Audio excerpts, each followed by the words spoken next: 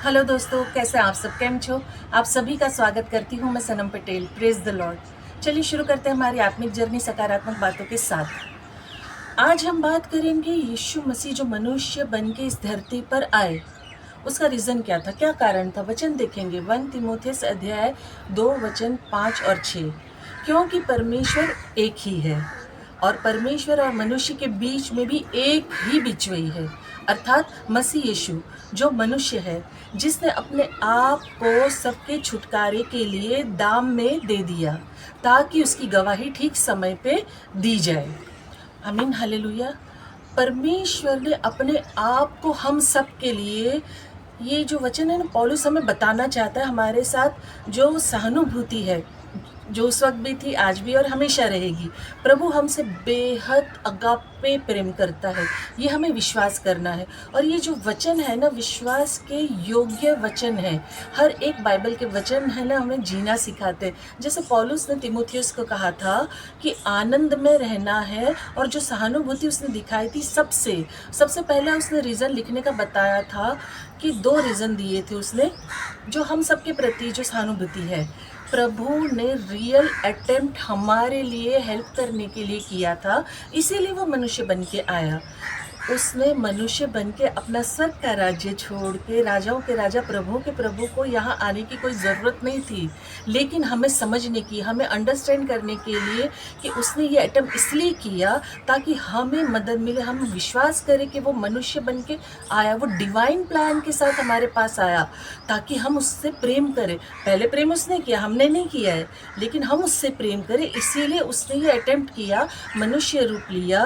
और दूसरा रीज़न है तीमुथियुस को जो लिखा गया था, अंडरस्टैंड करने की बात है कि बिलीव करे, विश्वास करे कि जीसस क्राइस्ट ह्यूमन बन के एग्जिस्ट इसलिए किए कि वो जिए, फिर मृत्यु को पाए और उसके बाद फिर से जी उठे। पुनर्आगमन के उन्होंने वादा किया, और फिर उन्होंने हमें वादा किया आफ्टर डेथ जी उठना। मतलब Christ was a human and exist after Jesus.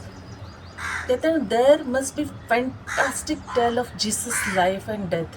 कभी कभी क्या होता है ना, हम समझ नहीं पाते चीज़ों को, हम बातों को कहते हैं ना बहुत बारीकी से समझना चाहे, ना समझ में आए ना तो बार बार पढ़िए, जैसा मैं करती हूँ। प्रभु ने बहुत सरलता से हमें सच्चा जीवन, अच्छा जीवन जीने का कहते हैं ना रास्ता दिखाया हुआ है, बहुत सरल है।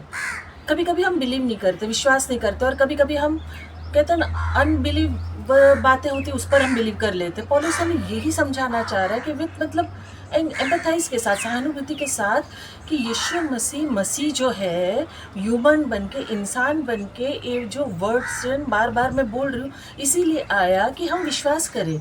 वो मनुष्य बन के वो हर एक दुख, तकलीफ, परेशानी, कष्ट सब कुछ देखा है। मसीह ने खुद रोए हैं वो इस धरती पर आके।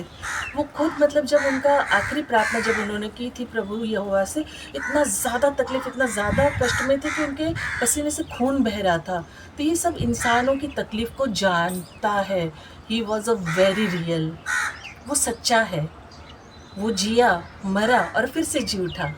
वो राइज हुआ, फिर से जी उठा हम सब के लिए, साल्वेशन के लिए। हमें थैंकफुल हार्ट होना चाहिए कि उसने हमें इंटरनल लाइफ दी है, अनंत काल का जीवन दिया है, अंधकार में से हमें उजाले में लाया है, हमें राइचसनेस का रास्ता दिखाया है। हमारे जीवन में जो पिता परमेश्वर का एक लौता पुत्र था, वो हम सब पापियों के लिए भेजा गया ताकि हम सब उस पर विश्वास करें।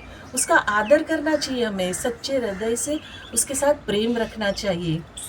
हमें ना वो मर्सीफुल गॉड ही भूलना नहीं चाहिए, हमें प्रार्थना में निरंतर लगे रहना चाहिए, उससे प्रेम रखना चाहिए। प्रभु के वचन है ना, हर एक वचन ताया हुआ है, और ये वचन की जो मुख्य अर्थ है, बात है, सबसे पहला अर्थ है कि एक ही परमेश्वर। आप देखिए, पढ़िए कि क्या कहा गया है, क्योंकि परमेश्वर एक ही है, परमेश्वर एक ही है, सृष्टि का कर्ता एक ही है, एक ही ईश्वर है, कोई अनगिनत ईश्वर नहीं है, सिर्फ एक ईश्वर है।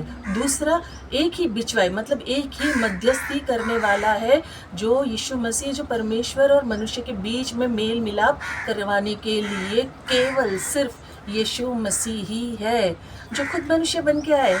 तीसरा, मुक्ति का बलिदान, छुटकारे का दाम उसने खुद को दिया, अपने प्राण देके, अपने लहू का एक एक कतरा सब मनुष्य के लिए प्रायश्चित किया, उन्हें छुड़ाया, रैंसम जिसे कहते हैं मूल्य दिया। उसके लहू के खरीदे हुए हैं हम, उसके लहू से छुटकारा पाए हुए हैं हम सब। उसने अपने लहू का कहते हैं एक एक कतरा बहा दिया प्यारो सब के लिए, तब जाके उसके बलिदान के द्वारा हम उसके लहू के दाम से छूटे हैं। और चौथा गवाही है, ये एक योजना है, उचित समय पे दुनिया को बताई गई है। दुनिया में है ना बेहद पाप, छल, कपट, अनगिनत गंदगी भरी हुई है। तब मसीह को भेजा गया ताकि विश्वास करे लोग और अनंत काल का जीवन पाए, मुक्ति पाए।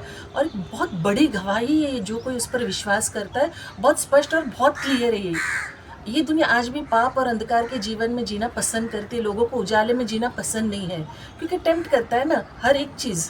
ये कोई नहीं कह सकता कि मुझे तो किसी भी बात का लालच नहीं हुआ है, मुझे किसी भी बात के कोई ऐसे नहीं है। हर किसी को होता है, किसी को रियलाइज़ होता है, किसी को नहीं होता है। ये एक ऐसी गवाही है यीशु मसीह की कि वो मनुष्य बन के आया, हम पापियों के लिए आया और हम पापियों को मुक्त करने के लिए अपने लहू का एक एक कतरा बहा दिया, छुटकारा दिया हमें।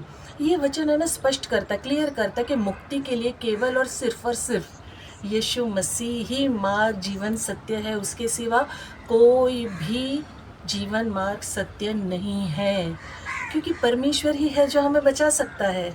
इसने जो आदेश दिया है, कहते हैं समर्थन दिया है हमें, उसके लिए हमें तर्क वितर्क में नहीं पड़ना चाहिए।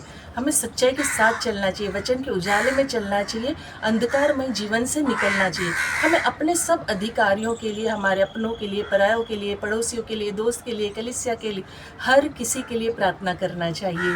प्रार्थना का जीवन है ना, लोगों के जीवन को बदल देता है। प्रार्थना जो है ना एक ऐसी शस्त्र, ऐसा ताकत, ऐसी चीज़ है हम सबके लिए, हर किसी को सुखमय जीवन देता है, शांति देता है।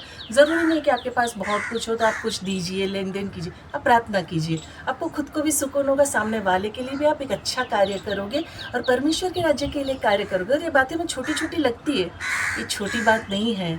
परमेश्वर है ना आदर करता है, जो भी मनुष्य उसके वचनों का आदर करता है, जो भी मनुष्य उसके वचनों को कहते हैं ना मानता है, उसके अनुसार चलता है, जो भी मनुष्य परमेश्वर की आज्ञाओं को मानता है, उसकी अधीनता में रहता है, उससे प्रेम करता है।